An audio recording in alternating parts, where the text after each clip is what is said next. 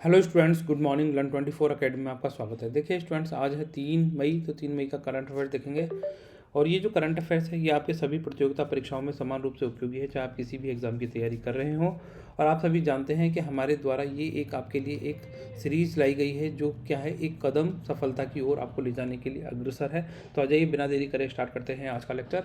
उससे पहले कर लेते हैं आपको जो कल का लेक्चर था 2 मई का, तो उसमें क्या है, आपको होमवर्क के लिए क्वेश्चन दिया गया था, तो उसको देखते हैं। तो देखिए 2 मई वाला लेक्चर है, तो इसमें हमने आपको सबसे पहले तो ये एप्पल की कंट्रोवर्सी के बारे में बताया था कि जो डेमोक्रेटिक रिपब्लिक ऑफ कॉन्गो है वो क्या इशू उठा रही है एप्पल के अगेंस्ट में, तो हमने इसकी लोकेशन देखी थी, इसके बारे में जाना था। फिर उसके बाद में हमने LSAM बर्ज के बारे में बात करी थी कि इंडियन नेवी ने ये लॉन्च किया है। तो ये क्या है, टॉर्पीडो मिसाइल ले जाने में सक्षम है काफ़ी ज़्यादा। अगर जैसे मान लीजिए युद्ध के हालात होते हैं तो हमें क्या है, आर्म्स एंड एम्यूनिशंस ले जाने के लिए जहाज़ों की ज़रूरत पड़ती है, तो उसी में इसको लॉन्च किया गया है। फिर हमने नेक्स्ट खबर ये देखी थी कि इंडिया कर रहा है 6.5 मिलियन डॉलर का क्या है, ग्रांट दे रहा है किसको, श्रीलंका को। तो KKS पोर्ट के डेवलपमेंट के लिए दे रहा है। फिर हमने इसके बारे में पूरा जाना था। उसके बाद में हमने कोविशील्ड जो कंट्रोवर्सी, कोविशील्ड वैक्सीन से रिलेटेड जो कंट्रोवर्सी है, एस्ट्राजेनेका जो कंपनी है उसने ये कोविशील्ड वैक्सीन बनाई और इसकी वजह से क्या होगा, गंभीर बीमारियां देखने को मिल रही हैं। तो हमने ये सारी चीज़ें देखी थी इसके अंदर कि इसमें क्या क्या गंभीर देखने को मिल रहा है कि जो ब्लड क्लोटिंग है, आपको ब्रेन स्ट्रोक आ सकते हैं, साथ साथ आपके जो प्लाज्मा है वो भी कम हो रहा है, रिड्यूस हो रहा है। तो इन चीज़ों के बारे में हमने इसके बारे में देखा था, इसके बारे में डिटेल में स्टडी करा था, प्लाज्मा क्या प्लेटलेट्स के बारे में करा था, ठीक है। फिर उसके बाद में हमने यहाँ पे देखा था मैक्सिको के अंदर ये एक होल है, ब्लू होल मिला है जिसका नाम है तामजा ब्लू होल। तो वर्ल्ड का डीपेस्ट ब्लू होल है, ये डिस्कवर हुआ है यहाँ पर। तो ये हमने इसकी लोकेशन देखी थी। उसके बाद में हमने यहाँ पर इसको मैप में भी समझा था कि ये कौन सी लोकेशन में मिलेगा। उसके बाद हमने यहाँ पर आर्टिकल 39B जो हमारा DPSP directive principles of state policy का जो आर्टिकल है 39B, इसकी जो इससे रिलेटेड जो सुप्रीम कोर्ट में केस चल रहा है, 9 जज बेंच जो इसको डील कर रही है, तो उसके बारे में देखा था। फिर उसके बाद में हमने यहाँ पर आलोक शुक्ला के बारे में समझा था कि इनको गोल्डमैन एनवायरनमेंट प्राइज़ अवार्ड दिया गया है वर्ष 2024 का। तो ये आपके लिए काफ़ी ज़्यादा इंपॉर्टेंट हो जाता है, यहाँ से क्वेश्चन पूछा जा सकता है। तो इनका संबंध कहाँ से है, झारखंड से है। हसदेव जो जंगलों को बचाने के लिए इन्होंने अभियान चलाया था, तो इसीलिए इनको गोल्डमैन एनवायरमेंटल प्राइज़ दिया गया है, जिसमें कितने रुपए दिए जाते हैं। तो इसको भी समझा था कि $2 लाख का इसमें प्राइस दिया जाता है। फिर उसमें लास्ट में ये क्वेश्चन दिया था कि यहाँ पर क्वेश्चन है, इसको पढ़ सकते हैं आप, कि व्हाट आर शैलो फैक्ट्स, ठीक है। तो ये शैलो फैक्ट्स हैं क्या, तो शैलो फैक्ट्स क्या है, रिसेंटली आपको न्यूज़ में देखने को मिलते हैं। तो ये इनमें से क्या है, जैसे पिक्चर्स हैं, वीडियोज़ हैं, वॉइस क्लिप्स हैं, voice clips created without the help of AI। तो हाल ही में समाचारों में देखी गई उथली नकली क्या है, उथली नकली मतलब शैलो फैक्ट्स बोलेंगे, उथली नकली नहीं बोलेंगे, शैलो फैक्ट्स ही बोलेंगे हिंदी में भी, ठीक है। तो AI की मदद के बिना बनाए गए चित्र, वीडियो और वॉइस क्लिप। तो आंसर क्या हो जाएगा, ऑप्शन नंबर A ही हो जाएगा आपका राइट आंसर, ठीक है। तो ये थोड़ा सा ध्यान रख सकते हैं। और शुक्ला जी आ जाइए जल्दी से, वीडियो को देखिए, और साथ में जो और स्टूडेंट्स रेगुलर हमारे वीडियो को लाइक करते हैं, विजिट करते हैं, तो वो अब से क्या होगा, आपको ये जो करंट अफेयर्स के लेक्चर्स हैं लाइव प्रोवाइड किया जाया करेंगे, जिससे आपकी तैयारी और ज़्यादा मजबूत हो सके। तो आ जाइए आज का करंट अफेयर्स देखते हैं। तो देखो पहली खबर है मून से, ठीक है। तो ये चंद्रमा के ऊपर एक स्टडी कंडक्ट करी गई। इस स्टडी में ये बताया गया है कि जो चंद्रमा के ऊपर है ना, पानी मिलने के संकेत मिल रहे हैं, ठीक है। तो जो ये स्टडी किसने करी है, इसरो के द्वारा ये स्टडी की गई है कि भाई ये जो मून के जो गड्ढे हैं इनके अंदर ये फाउंड हुआ है कि भाई इन मून पर पानी मिल सकता है आगे चल के। तो इसी की बात करी गई है। तो आज इसके बारे में देखते हैं। तो ये क्या है, एक रीसेंट स्टडी करी गई है इसरो के वैज्ञानिकों द्वारा, ठीक है। तो जिसमें क्या है, अनुसंधान संस्थानों के और साथ में क्या है जो अदर रिसर्च इंस्टीट्यूट हैं उनके साथ मिलकर इस स्टडी को कंडक्ट किया गया। और इसमें ये अध्ययन में ये पाया गया है कि चंद्रमा के जो ध्रुवीय गड्ढे हैं उनमें पानी की बर्फ़ की उपस्थिति की संभावना बढ़ गई है। तो इसमें ये देखा गया, जब यहाँ पर ये स्टडी की गई है तो ये पाया गया है कि जो चंद्रमा के जो ध्रुवीय गड्ढे हैं इनमें ज़्यादा पानी है एक्सेप्ट देन जो नॉर्थ पोल और साउथ पोल पर जो आपको बर्फ़ मिलेगी, उसके मुकाबले यहाँ पर ज़्यादा आपको बर्फ़ मिलने की की संभावना है। तो उसके बाद में यहाँ पर और जब फर्दर स्टडी की गई तो ये देखा गया कि उत्तरी ध्रुवीय क्षेत्र में पानी की जो बर्फ़ है उसकी मात्रा दक्षिणी ध्रुवीय क्षेत्र की तुलना में क्या है 2 गुनी है। तो नॉर्दर्न पोल पे आपको क्या है ज़्यादा बर्फ़ देखने को मिलेगी। ये एक स्टेटमेंट में आपसे पूछा जा सकता है, ऐसे लिख देंगे कि जो सदर्न पोल है उस पर ज़्यादा बर्फ़ मिलती है या फिर नॉर्थ पोल पे ज़्यादा बर्फ़ मिलती है आपको चंद्रमा के। तो देखो अभी क्या है, चंद्रमा एक हॉट इशू रहता है हमारे लिए, ठीक है। चंद्रमा अभी क्या है पूरी तरीके से इसको पूरा जैसे नॉर्थ पोल साउथ पोल इन पर क्या है रिसर्च नहीं की गई है। तो यहाँ पर क्या है जब पानी के संकेत मिल रहे हैं तो ये कहीं ना कहीं जीवन को दर्शा रहा है कि किस तरीके से चंद्रमा पे भी जीवन हो सकता है, या आगे चल के जब हमारे जो साइंटिस्ट हैं एस्ट्रोनॉट्स हैं जब वहाँ पे जाएंगे चंद्रमा पे तो और बर्फ़ का पता होगा। मान लीजिए अभी तो क्या होगा, जो पानी मिलेगा तो इसके सैंपल्स पहले कलेक्ट किए जाएंगे, उनको धरती पर लाया जाएगा और देखा जाएगा कि क्या पॉसिबिलिटीज़ हैं कि लाइफ की अगर मान लीजिए चंद्रमा पे कॉलोनी बसाई जाए इन फ्यूचर तो उनके लिए पानी की आवश्यकता सबसे ज़्यादा होगी। अगर पानी होगा, ऑक्सीजन होगी तो वहाँ पर क्या है खेती की जा सकती है और वहाँ पे भी इंसानों को बसाया जा सकता है। तो इसी क्षेत्र में ये सारी रिसर्च चल रही है। तो माना जाता है कि जो चंद्र ध्रुवों की उपसतह जल की बर्फ़ का प्राथमिक स्रोत कौन से पीरियड को माना गया है, इम्ब्रियन काल में जो ज्वालामुखी के फटने से जो गैस निकली थी उसी की वजह से ये बर्फ़ का डिपोजिशन हुआ है यहाँ पर। तो ये थोड़ा सा ध्यान रख सकते हैं, ठीक है। तो ये कौन सा पीरियड है, इम्ब्रियन पीरियड, ये इतना याद रख लें। अब उसके बाद में देखिए नेक्स्ट खबर है यहाँ पर, ये आपने देखा होगा सन है ये हमारा सूरज, ठीक है। तो सूरज से क्या होता है, सोलर फ्लेयर्स निकलती हैं और बहुत ज़्यादा हानिकारक गैसेस भी निकलती हैं। तो उसको क्या है डाइवर्ट करने का काम करती है अर्थ की जो मैग्नेटिक फील्ड है, या अर्थ की मैग्नेटिक फील्ड किस तरीके से कार्य करती है यहाँ पर आपको इस पिक्चर में दिखाई दे रहा होगा।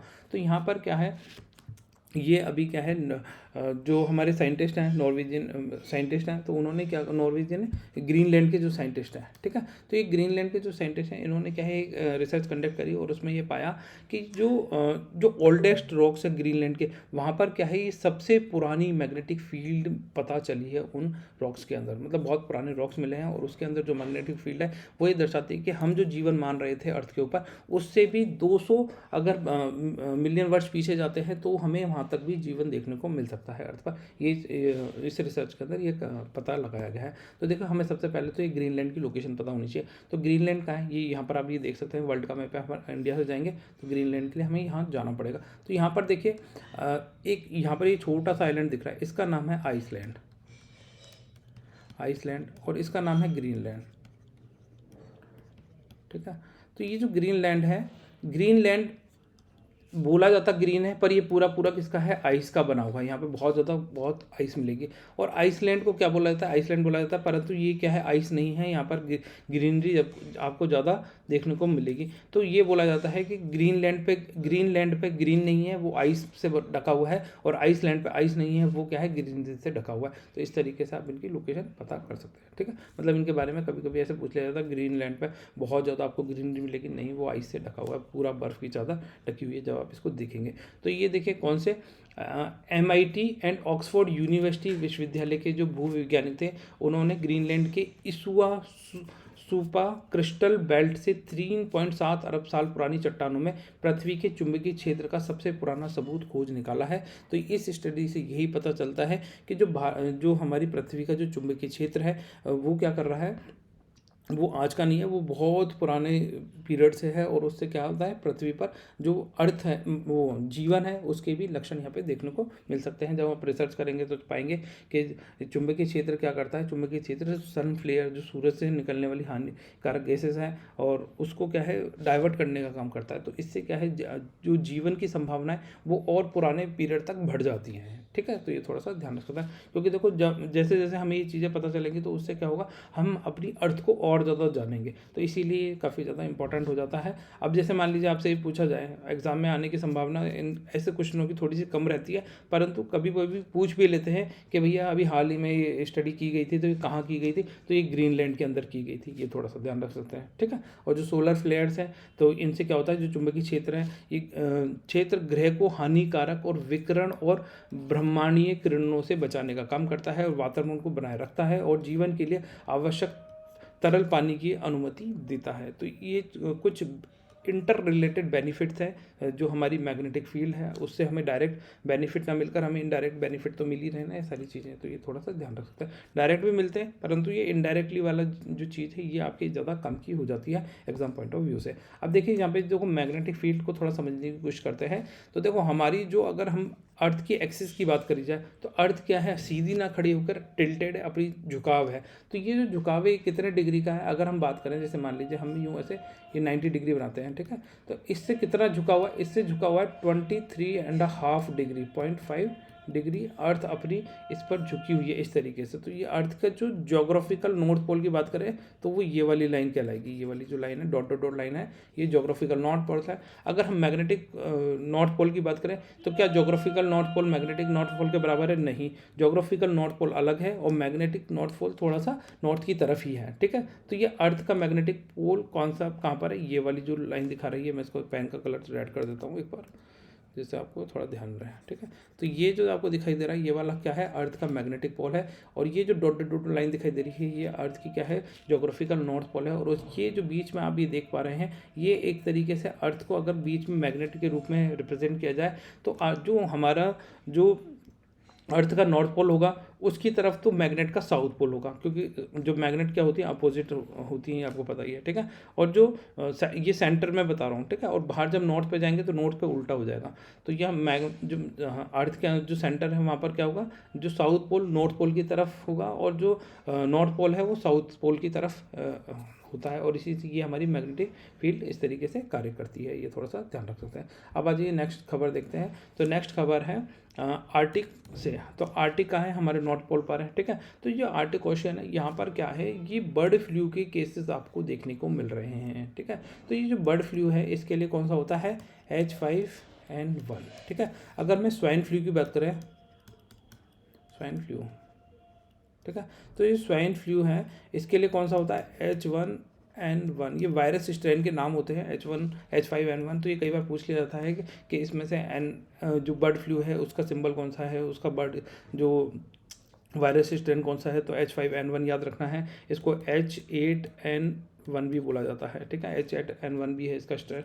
तो ये दो अच्छे से याद करने हैं बर्ड फ्लू के लिए। और स्वाइन फ्लू क्या होता है, अपन को सुअर जो जानवर होते हैं, ठीक है, पिग्स होते हैं, तो उससे ये फैलता है स्वाइन फ्लू। ये इसका वायरस का स्ट्रेन का नाम है H1N1। तो इन दोनों का डिफरेंस अच्छे से याद रखना है, ठीक है। तो अब क्या है, दुनिया का पहला ऐसा केस देखा गया है जिसपे ये वॉलरस है, इसकी डेथ हुई है बर्ड फ्लू से। तो यही आपके एग्जाम में पूछा जाए तो आपको थोड़ा सा इसके बारे में पता होना चाहिए। बर्ड फ्लू, स्वाइन फ्लू, इनसे क्वेश्चन पूछ लेता है, इसीलिए ये खबर काफ़ी ज़्यादा इंपॉर्टेंट हो जाती है। तो हाल ही में नॉर्वेजियन पोलर इंस्टीट्यूट के एक शोधकर्ता का नाम है क्रिश्चियन लिंडरसन ने स्वालबार्ड, है ना, स्वालबार्ड द्वीप समूह के होपेन द्वीप पर बर्ड फ्लू से मरने वाले वॉलरस के पहले मामले की सूचना दी है। अब ये स्वालबार्ड द्वीप समूह है कहाँ पर, ये नॉर्वे के अंदर है। नॉर्वे की लोकेशन आपको दिखाते हैं, देखो यहाँ पर हम इस मैप में आते हैं, ये आ गए अपन वापस से वर्ल्ड मैप में। तो यहाँ पर आपको ये जो कंट्रीज़ दिखाई दे रही हैं ये नॉर्वे, स्वीडन, फिनलैंड ऐसे कंट्रीज़ हैं। तो ये ऊपर की सबसे पहली कंट्री आ रही है ये वाली। तो ये क्या है, यहाँ पर इसका आइलैंड ग्रुप्स हैं। तो यहाँ पर ये बर्ड फ्लू का कम मामला देखने को मिला है नॉर्वे के अंदर, ये थोड़ा सा ध्यान रख सकते हैं, ठीक है। तो उत्तरी ध्रुव से 1000 किलोमीटर दूर स्थित स्वालबार्ड द्वीप समूह में लगभग 6 मृत वॉलरस पाए गए हैं। तो इसीलिए एक चिंता का विषय हो जाता है। हालांकि जो अभी क्या है ये पूरी तरीके से स्पष्ट नहीं हो पाया है कि ये जो वॉलरस, जो 6 वॉलरस की मृत्यु हुई है ये H5N1, H5N8, मैंने वहाँ H8 लिख दिया था, H5 ही रहेगा, N8 यहाँ पर है, ठीक है। तो ये H5N8 स्ट्रॉन से हुआ है। तो ये अभी पूरी तरीके से स्पष्ट नहीं हो पाया है। बर्ड फ्लू वायरस जो है उसी से अभी इनकी डेथ हुई है, ये पूरी तरीके से कंफर्म नहीं है। परंतु ये रिसर्च में थोड़ा थोड़ा इनको पता चल रहा है कि हाँ भाई ये एक जो वॉलरस मरा है वो तो H5N1 से ही मरा है। तो इसीलिए ये ज़्यादा इंपॉर्टेंट हो रहा है, ठीक है। तो देखो यहाँ पर क्या है, ये चिंता का विषय इसलिए बढ़ गया है क्योंकि गर्मियों के दौरान बर्फ़ पिघलने पर वॉलरस एकत्र होते हैं, जबकि बर्ड फ्लू मुख्य रूप से बतख और गीज जैसे मेजबान पक्षियों के माध्यम से फैलता है। संक्रमित पक्षियों को खाने से स्तनधारियों में भी संक्रमण फैल सकते हैं, इसीलिए और ये चिंता का विषय हो जाता है। तो जो देखो सी लायंस एंड द फुर्स जो सील्स होती हैं उनको भी स्वाइन फ्लू, ये बर्ड फ्लू से इनकी भी डेथ हो सकती है, क्योंकि ये भी क्या है यहाँ के जो आसपास के जानवर हैं उन्हें खाते हैं। और अगर उनमें अगर बर्ड फ्लू के केसेस देखने को मिलेंगे तो उनकी भी डेथ हो सकती है। तो इसीलिए और ज़्यादा ये गंभीर विषय हो जाता है। और आपने देखा ही होगा जो ध्रुवीय भूरे भालू होते हैं, पोलर बियर्स होते हैं, उनमें भी संक्रमण फैलने के खतरा बना हुआ है, क्योंकि वो क्या है, अगर जैसे मान लीजिए किसी इन्फेक्टेड वॉलरस को वो खाएंगे या फिर वहाँ के जो आसपास के जो जानवर हैं जिनमें बर्ड फ्लू फैला हुआ है, तो उससे भी इनकी मौत हो सकती है। तो ये कहाँ, वहाँ जो नॉर्वेजियन या नॉर्थ पोल की तरफ जो एरिया है, वहाँ पर अगर बर्ड फ्लू के केसेस बढ़ते हैं इस तरीके से, तो वहाँ का जो एनिमल चेन है उसमें क्या होता है,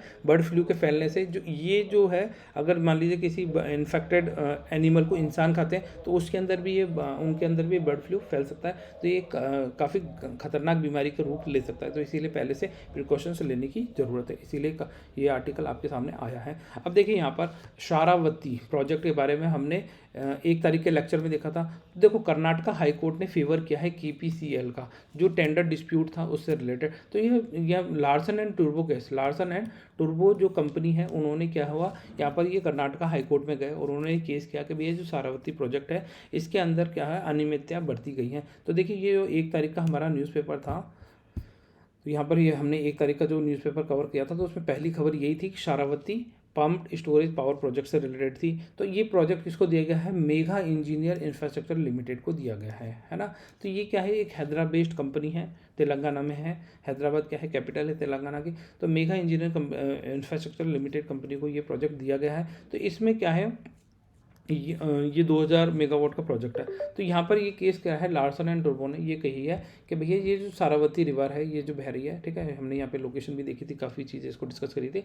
तो यहाँ पर ये जो शारावती प्रोजेक्ट है, ये इसमें 21 दिन का टेंडर दिया गया कि 21 दिन में आपको टेंडर भरना है। परंतु लार्सन एंड टुर्बो ने ये कहा है कि भैया ये बहुत कम समय दिया गया था, कम से कम 90 दिन का समय दिया जाना चाहिए था, जिससे क्या होगा, हम इस ब्रीडिंग प्रोसेस में पार्टिसिपेट कर सकें। तो ये खबर इस चीज़ पर इंगित करती है। 1 तारीख का वो न्यूज़ भी देख सकते हैं, उससे लिंक करके आप इसको और कंप्लीट कर सकते हैं, ठीक है। तो कर्नाटका उच्च न्यायालय ने 8,300 करोड़ रुपए की शारावती पंप स्टोरेज पावर परियोजना की निविदा प्रक्रिया के संबंध में इंजीनियरिंग दिग्गज लार्सन एंड टुर्बो द्वारा कर्नाटका पावर कॉर्पोरेशन लिमिटेड के खिलाफ दायर अपील को खारिज कर दिया है। उन्होंने कहा कि इसमें कोई भी अनियमितता नहीं बरती गई है, इन्होंने प्रॉपर तरीके से ये बिडिंग प्रोसेस किया था। और लार्सन टुर्बो ने क्या कहा है, लार्सन टुर्बो ये कह रहा था कि 21 दिन की अवधि असामान्य रूप से छोटी थी और आमतौर पर कम से कम 90 दिन की आवश्यकता होनी चाहिए थी। तो इनको लग रहा था 90 डेज के अंदर हम इस प्रोजेक्ट को लेंगे। तो ये आराम से बैठे हुए थे और जो मेघा इंजीनियरिंग कंपनी है, उन्होंने 21 दिन के अंदर इस बिडिंग को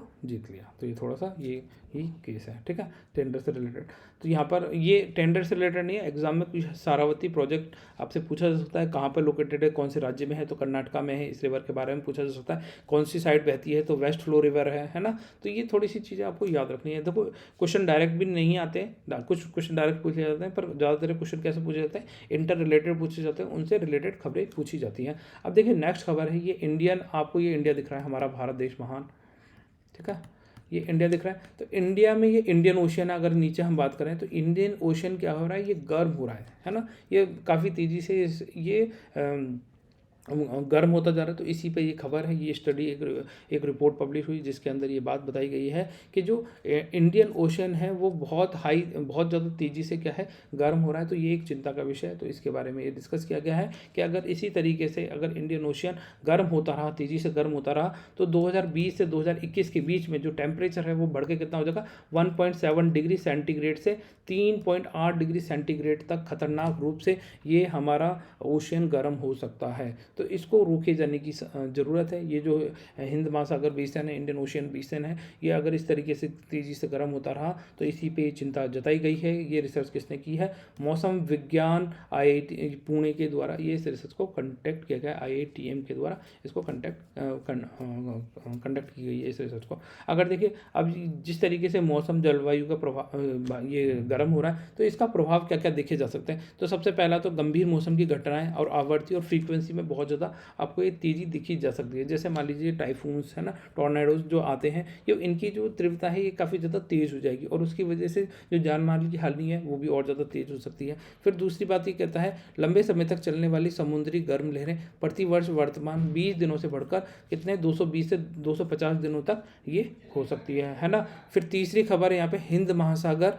में जो घटनाओं में परिवर्तन 21वीं सदी के अंत तक चरम घटनाओं में 66% की वृद्धि हो सकती है। और इसके साथ साथ अगर हम बात करें जो मॉडरेट इवेंट है वो 2021 सेंचुरी तक डिक्रीज हो जाएंगे 52% की दर से। ठीक है, जो एक्सट्रीम इवेंट तो बढ़ जा रहे हैं, कितने बढ़ रहे हैं, ये बहुत हाई एक्सट्रीम इवेंट की बढ़ने की गति कितनी है, 66% है, 66% की तेज़ी से जो कैटास्ट्रॉफिक इवेंट्स हैं जिसमें जान माल की हानि बहुत ज़्यादा तेज़ होती है तो वो तो 66% की वृद्धि से बढ़ जाएंगे। और जो सामान्य घटनाएं, मध्यम घटनाएं, उनमें कमी आ जाएगी। तो इस चीज़ को इंगित कर रहा है। इसके साथ साथ मानसून विकास और चक्रवात निर्माण पर भी इसका प्रभाव देखा जा सकता है। ठीक है, अब आ जाइए नेक्स्ट। तो नेक्स्ट है, देखिए यहाँ पर आपके लिए होमवर्क का क्वेश्चन। तो ये होमवर्क का पहला क्वेश्चन है तो recently where was the critical mineral summit. ठीक है, क्रिटिकल मिनरल समिट 2024 हेल्ड। तो ये हैदराबाद में, चेन्नई में, न्यू दिल्ली में और भोपाल में।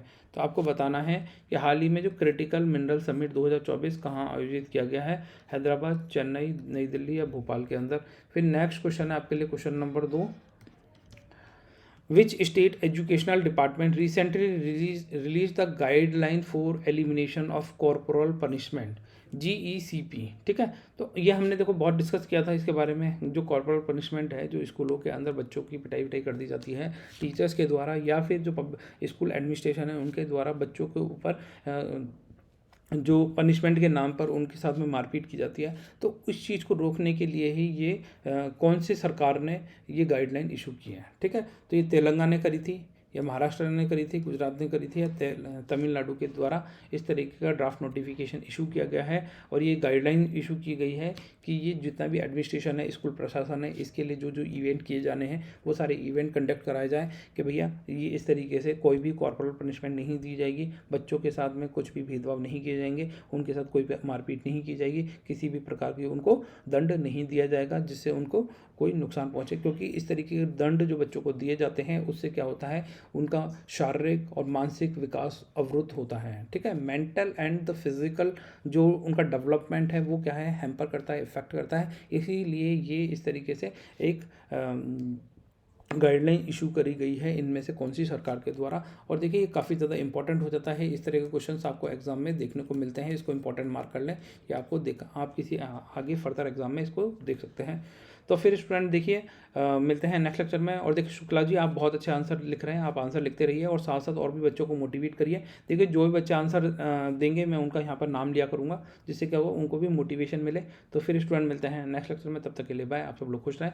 आपके कोई भी जैसे कोई डाउट्स हैं या फिर कोई क्वेरीज हैं तो आप मुझसे कमेंट सेक्शन में पूछ सकते हैं। अगर आपको हमारे द्वारा बनाए गए लेक्चर अच्छे लगते हैं तो लेक्चर को लाइक कर दीजिए, चैनल को सब्सक्राइब कर लीजिए। आपकी कोई क्वेरीज हैं, कोई सजेशन है तो उसके बारे में आप लिख सकते हैं। और देखिए आप अपने फ्रेंड सर्कल में भी हमारे लेक्चर ये शेयर कर सकते हैं, जिससे हमें भी थोड़ा सा बेनिफिट मिले।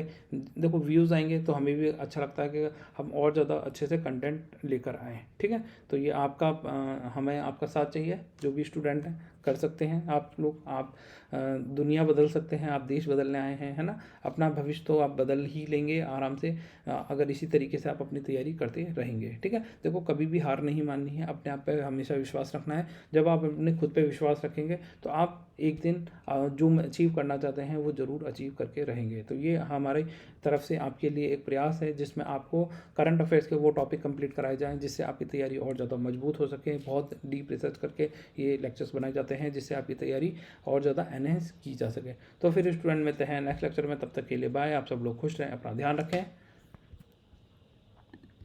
बाय।